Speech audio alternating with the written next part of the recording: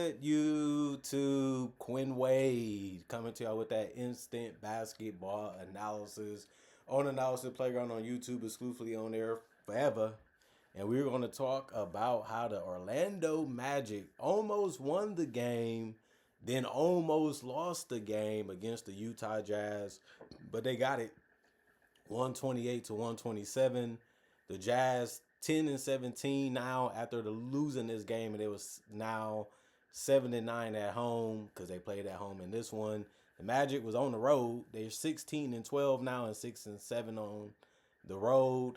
Orlando lost the first quarter 38 to 36, but they won the second quarter 29 and 22. In the third quarter 32 to 22. You thought the way they were scoring and the way they was playing defense, they should be able to ride this one out and beat the Jazz, but it didn't happen.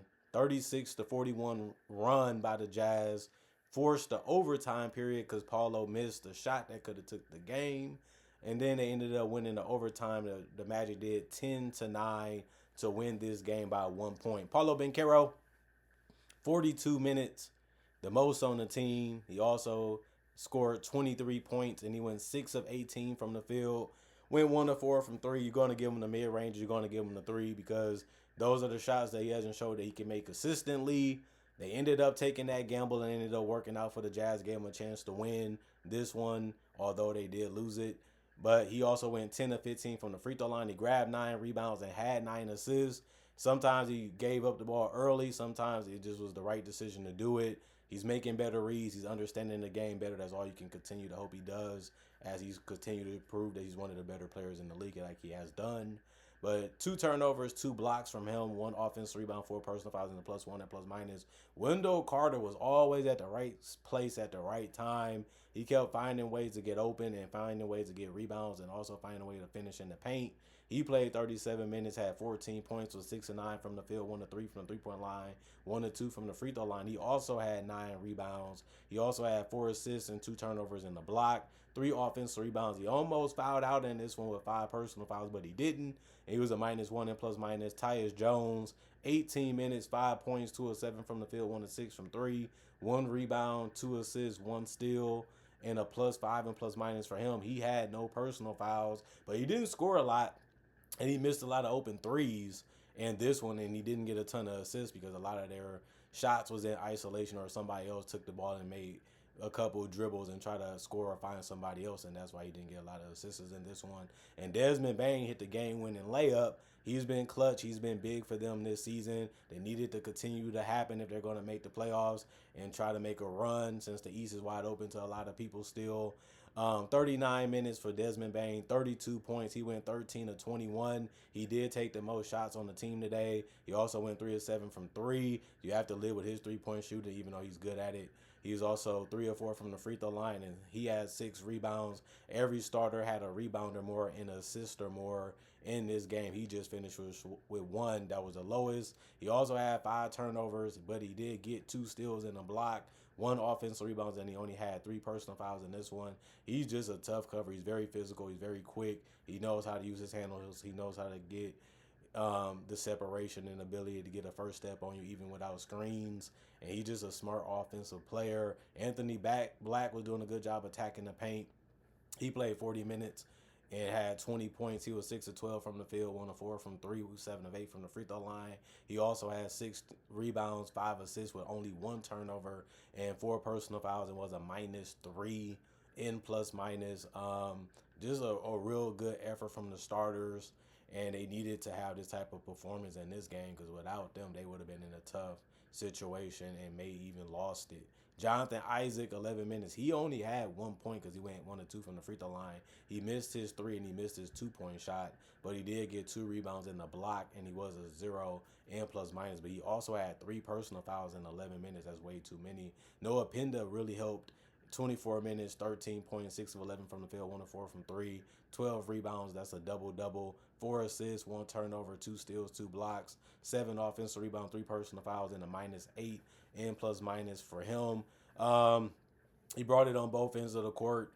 He really took high percentage shots, even the threes that he missed, and he was really just breaking them down in the boards. and that's what they really needed from him. And he put a lot of fight and a lot of energy, and it worked out for him in this one and his teammates. Goga Bataze. 16 minutes, 5 points, 2 of 2 from the field, 1 of 2 from the free throw line, 4 rebounds, 2 assists, 1 steal, 2 blocks, 2 offensive rebounds, 2 personal fouls, and a +2 and plus minus. Just too good at understanding when to get to the paint and when to go up.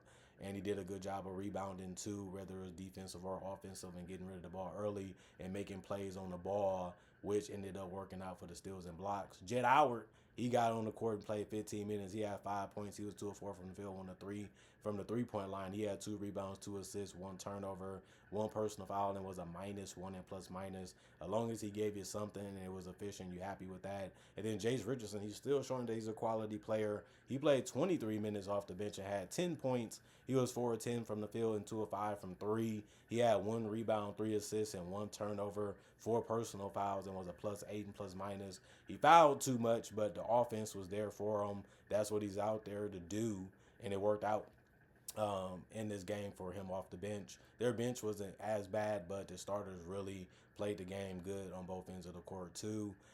47 to 96, 49% from the field, 11 to 37, 30% from 3, 23 to 33, 70% from the free throw line, 52 rebounds, 32 assists, 13 turnovers, 6 steals, 9 blocks, 14 offensive rebounds, and they had 29 personal fouls.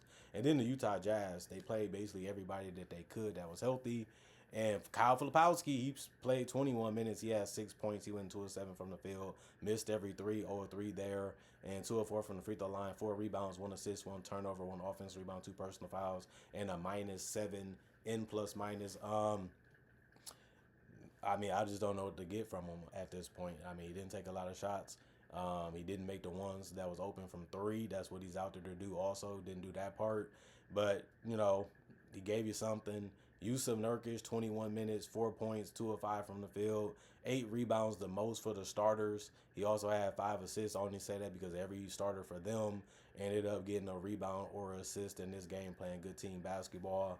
1 turnover, 1 steal, 3 offensive rebounds, 5 personal fouls, and a -5 in plus minus for him. And he didn't try to score that much either, just like Kyle Filipowski. They kind of let the perimeter players do a lot of the scoring besides when the bench came in. And Steve Mikhailuk, he played 31 minutes. He had 23 points. That was 9 to 16 from the field, 5 of 8 from the field. His jump shot was working in this one, and he used that all the way to the advantage. The only thing he didn't do was get to the free throw line because he also had 2 assists with no turnovers. He had 3 rebounds, 1 steal, 1 offensive rebound, 1 personal foul, and was a 0 and plus minus. Keontae George, 42 minutes. That was the most on the team. He also hit a 3 and got an and 1 that almost won him the game because he did finish with 27 points, but he did shoot a lot of shots in this one. He actually shot the most for the Jazz. He was 8 of 22 from the field and 2 of 8 from 3 and 9 of 10 from the free throw line. He had 4 rebounds and 9 assists, trying to find a way to mix it up and trying to find a way, if you don't have a good look, give it to his teammate and see if they can make theirs. And he had 2 steals in the block, 1 offensive rebounds. He also had 5 personal fouls. It was a +7 and plus minus. This was an okay game from him. Missed a lot of threes. He also fouled a lot, and he also got turned over a lot and missed a lot of shots. Ace Bailey had a nice dunk going right to the basket, was able to cock it back a little bit, showing that athleticism and that length. 34 minutes for him. It's good to see him in double figures. He had 14.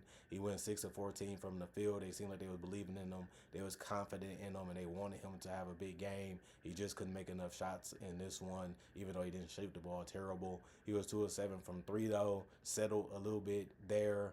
4 rebounds, 3 assists, 2 offensive rebounds, 1 personal foul, and a 0 in plus minus. Kevin Love, 32 minutes. That was the most off the bench. He's been really getting a lot lately. 16 points he delivered.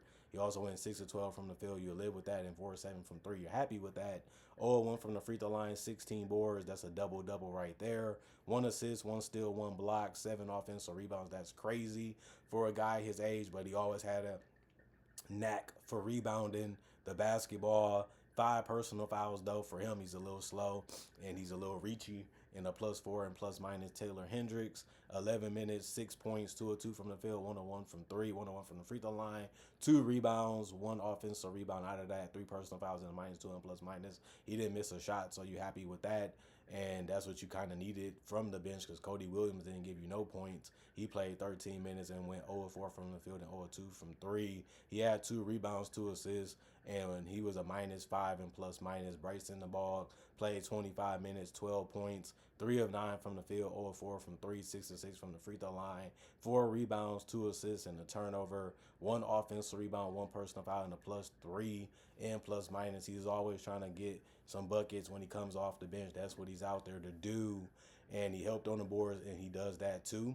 But missed a lot of shots in this one. The thing that helped him out was getting all his free throws to go down. Isaiah Collier, 28 minutes, 18 points. He was 6 of 12 from the field. He was a little reckless sometimes attacking, but he's trying to be physical. He's trying to be the aggressor. He got rewarded with some free throw attempts, going 5 of 6 from the free throw line. He also was able to make a 3 that he took. It was a good look, so why not take it? And he ended up making it, so it made sense.